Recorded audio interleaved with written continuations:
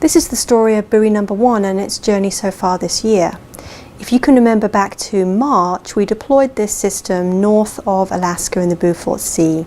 We took a helicopter about 1 hour north of Barrow, Alaska, drilled a hole through the ice and deployed our system.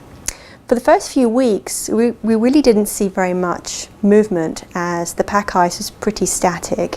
When you look at a picture taken within the first day of deployment, you can see that the water is actually very clear. There's not much absorbing the sunlight at this time of the year.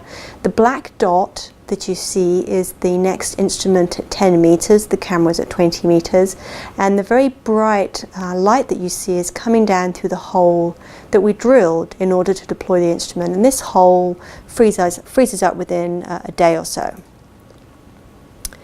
Around the beginning of May, we really started to see more movement in our buoy. The ice broke away from the coast about this time, and we start to see the buoy tracking offshore a little bit. This is in pretty clear water, and you can see this again from the photograph taken at 20 meters under the ice. The water actually looks very blue. There's not really much absorbing.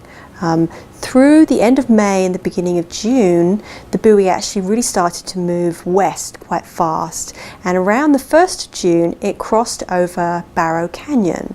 This is important because at this time we saw a huge increase in chlorophyll fluorescence, in particulate backscatter, and when you look at the picture taken at this time, it looks much greener compared to those earlier photographs, and that's because we're seeing a lot more phytoplankton in the water that makes it look green. The buoy has continued to move west and is now into the Chukchi Sea. This is a shallow shelf sea about 50 meters deep.